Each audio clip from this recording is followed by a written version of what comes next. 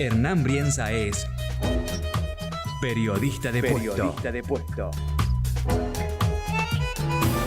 En Capó. En los últimos días, el presidente de la Nación, Mauricio Macri, ha puesto en consideración pública 10 puntos de acuerdos básicos para llegar a un gobierno de unidad o a una unidad nacional que uno podría pensar que se parecen o tienen la intención mediática de semejarse a pactos como el de la Moncloa en España. Y obviamente esos 10 puntos quedaron en saco roto porque ya hace poquitas horas Eduardo Duhalde dijo que no había que perder tiempo en la invitación a la unidad que hacía Mauricio Macri. Y Cristina Fernández de Kirchner tampoco contestó todavía, y no creo que conteste, porque la invitación había sido directamente también para ella. La jugada del macrismo obviamente fue como una especie de manotazo de ahogado por lograr una transición o mantener un poco más la agonía de un gobierno que se ve deshilachado en su legitimidad. Entonces intenta agarrarse donde pueda, generando esta lógica de gran acuerdo nacional, que nos retrotrae obviamente a la década de 70, al intento que quiso hacer la NUCE de unir a todos los partidos en contra del propio Perón para evitar que el Perón volviera y que una salida en las urnas le permitiera al arco opositor a Perón, al arco que va desde el radicalismo al liberalismo, al conservadurismo, poder tener un candidato propio, que la NUCE se visualizaba como candidato electoral antes de la debacle de su gobierno, para impedir que Perón volviera. Digamos, esa era de alguna manera la lógica del gran acuerdo nacional, a la cual Perón le contestó con la Hora de los Pueblos, es decir, no a acuerdos cupulares, sino a acuerdos o momentos de unidad de las mayorías. Por eso él se acercó a los demás partidos políticos, incluso al radicalismo, incluso a Ricardo Balbín en ese año 71 y 72, para hackear a la dictadura militar de la NUCE. Por lo tanto, aquellos que sueñan con una especie de gran acuerdo nacional por parte del oficialismo, les decimos que esa operación salió mal, que esa política de unidad de quien está en absoluto desprestigio generalmente no logran su cometido. Algo similar hizo el propio de la Rúa en los últimos días de su gobierno de diciembre, cuando intentó generar un gabinete con el peronismo, un gabinete de unidad nacional con el peronismo. ¿Por qué no funcionan esas convocatorias a la unidad en momentos de crisis? Bueno, porque no son honestas, porque no son reales, porque no son creíbles, porque nadie puede creer que Mauricio Macri haya querido generar un plan de unidad nacional poniendo 10 puntos, que más que 10 puntos de coincidencia o de consenso son 10 imposiciones, como quien gana una batalla y le impone cláusulas de condiciones y de rendimiento al ejército vencido. Mauricio Macri no generó ninguna consulta sobre cuáles deberían ser esos 10 puntos, sino que se limitó a decir cuáles eran los puntos que le habían soplado el FMI para generar un acuerdo nacional, un acuerdo básico de políticas públicas. Dicho eso, el peronismo, que no tiene por qué sostener a un gobierno que hace malos negocios con el Fondo Monetario Internacional, lo que piensa es los negocios con el Fondo Monetario Internacional, en todo caso los hace el gobierno que viene. La renovación, cualquier tipo de renegociación con la deuda o tipo de ajuste que haya que hacer o implantamiento de políticas públicas sugeridas por el FMI, ya este gobierno no tiene prácticamente plafón para hacerlas, las tiene que hacer el nuevo gobierno, sea cual fuera el nuevo gobierno que venga a partir del 10 de diciembre. Es por eso que la unidad que plantea Macri cayó en saco roto.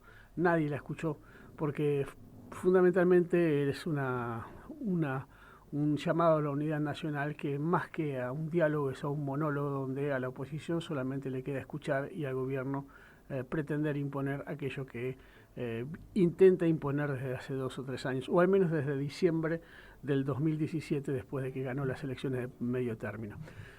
Si vos me preguntás a mí sobre si es necesario un llamado a la unidad nacional, una convocatoria a la unidad nacional, yo te digo que sí. Yo te digo que desde siempre es necesario un pacto social, un pacto político, social y económico en la Argentina, que lo ha intentado el peronismo a mitad del siglo XX con su lógica de alianza policlasista, que lo ha intentado hacer siempre que habló de reconciliación de clases, que lo ha intentado hacerlo en el 73, cuando Helvar y Rucci se sentaron a rubricar ese pacto social que fue destrozado por la dinámica política, pero también por la crisis del petróleo. Y también en algún punto el kirchnerismo intentó plantear la necesidad de pacto social o de convivencia.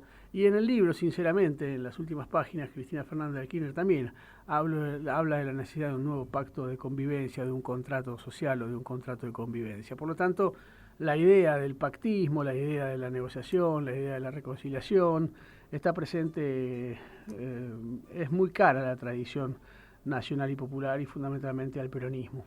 El problema es qué significa un pacto social. Un pacto social significa que los que más tienen deben ser más generosos al pactar. Si no, no se trata de un pacto social, se trata de la imposición de condiciones en desventaja para uno de los jugadores. ¿Qué es lo que aporta las clases dominantes en Argentina? Bueno, aportan una distribución del ingreso. ¿Qué aporta los sectores del trabajo, los sectores desocupados, los sectores empobrecidos en una sociedad a un pacto social? Gobernabilidad, abandono de protestas, abandono de políticas de facto en las calles y abandono del conflicto social. Ese es el pacto social madre, el pacto social, de base. Lo demás pueden ser acuerdos mínimos, pero un acuerdo base es, bueno, quedas vos y quedo yo. ¿Qué herramienta vos te comprometés a no usar y qué herramienta me comprometo a no usar yo? El pacto democrático del 83 es un pacto importante, donde los jugadores políticos se comprometieron a respetar el juego institucional de la democracia. Por lo tanto, ahí tenés un fuerte pacto social que todavía está vigente. Y yo creo que es necesario hacer un pacto social en términos económicos en Argentina. Y creo que es necesario pactar con el modelo agroexportador y el mercado interno tiene que pactar con el modelo agroexportador y el modelo agroexportador tiene que pactar con el mercado interno, con los sectores de la burguesía industrial o si se quiere, de la sociedad rural. Y tiene que hacerlo no con la sociedad rural y la UIA, que son los representantes del empresariado concentrado, sino que tiene que hacerlo con las pymes, tiene que hacerlo con los trabajadores, tiene que hacerlo con los gremios, tiene que hacerlo con la gente de a pie.